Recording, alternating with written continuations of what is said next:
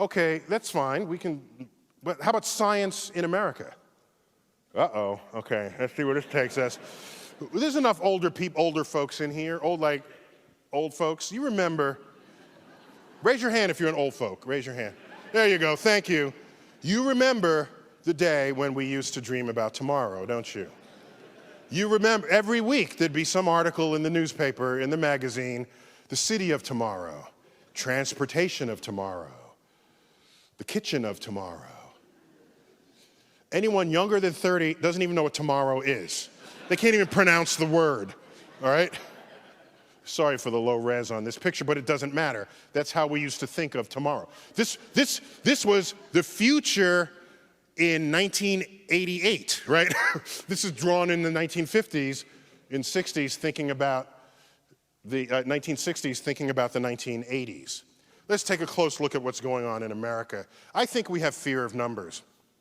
For example, okay, here goes one. Maybe it's not fear, maybe it's ignorance of numbers. Okay.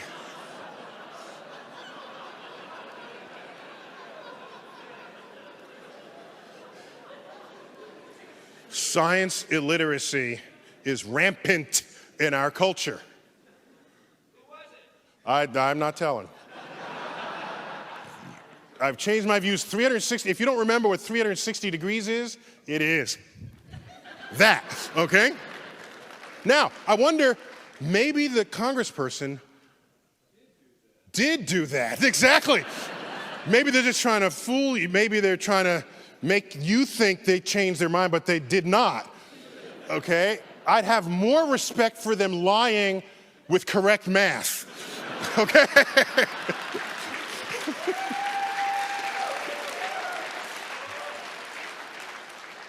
But I'm pretty sure he was telling the truth with math ignorance. Half the schools in the district are below average. You know, that's kind of what an average sort of is, right? About half below. That's kind of what, not exactly maybe, but pretty much so. Technically, that would be, what would that be? The median, technically, but still. What the journalist probably meant to say was half the schools are below standards or below grade level, but they said below average, which meant they were mathematically illiterate. If that were actually true, something would be wrong with the state of mathematics.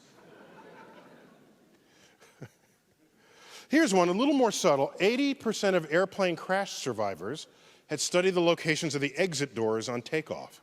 So you say, well, I'm going to study where the exit doors are because I want to be in that 80%. That's a good percentage to be in, isn't it? That's good. So, but think about this. Wait, what's about it? So think about, so here, let me just posit a question to you. Suppose 100% of the dead people study the locations of the exit doors on takeoff.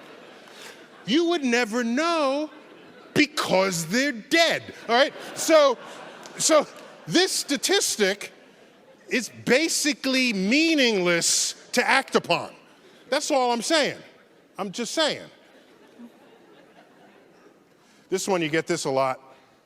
The state lottery is a tax on the poor. We've heard this because poor people spend a disproportionate fraction of their income on state lotteries. Does Washington have a state lottery? Every state has.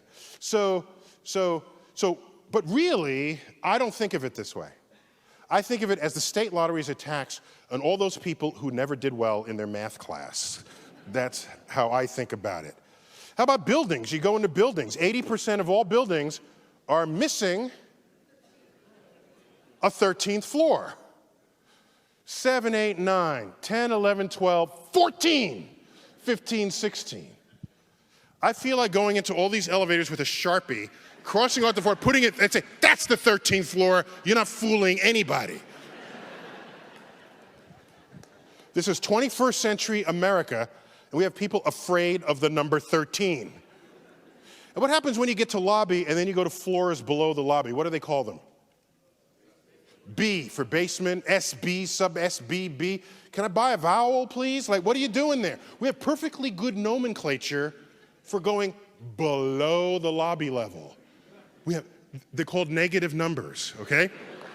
We know how to do this. It is well understood. But of course, this is America. There is a place in the world that has negative numbers.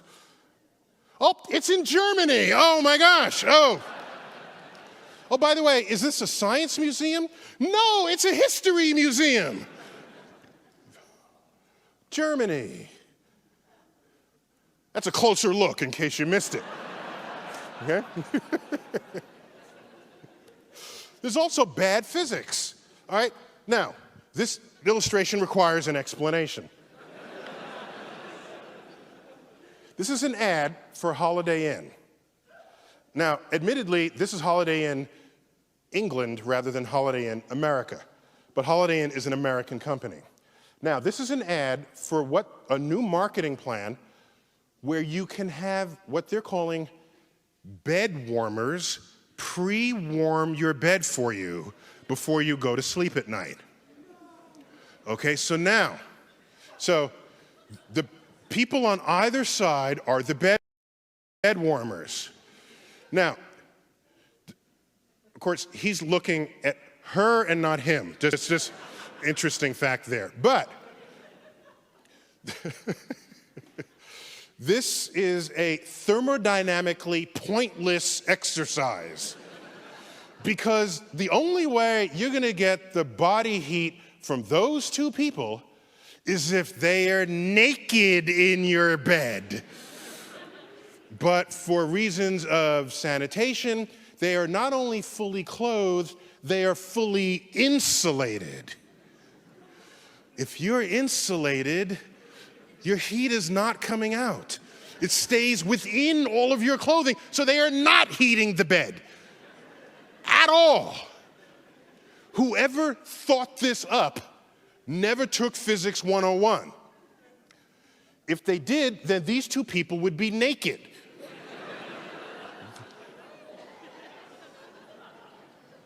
I got another one. Is there any Bayer, the Bayer Corporation, do they have plants out here? No? Good, okay. This is an ad from Bayer where they are boasting that they send their scientists into the schools to help out. So Bayer employees volunteer in a hands-on, inquiry-based program, making science make sense, to help kids develop a lasting passion for science. You're on. Try to get them interested. Now, first of all, they've got a black kid and a woman. Like, apparently these are the problem cases that you got to get interested. Like, how about the white kid with the tattoo who just got off the motorcycle? Where's he? Okay? But, okay, so these are the problem kids, okay? The woman and the black kid. All right, let's see what we're trying to get them interested in. Try to get them interested in why lighter things fall faster than heavier things.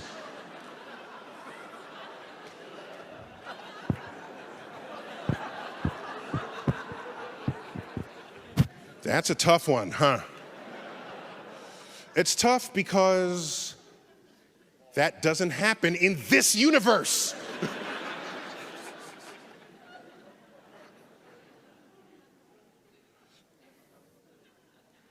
Yes, they would finally fix the ad. You're on. Try to get them interested in why lighter things fall as fast as heavier things. That's the Galilean experiment. But what's clear is that that previous ad was written by somebody. Nobody caught the error. It was typeset. It was laid out. It was printed. No one caught the error. Nobody in the entire chain of command, from the first person who composed it to the copy editor of the magazine ad. So what's clear is that that whole chain of people are the ones who should be in this photo and not these two kids.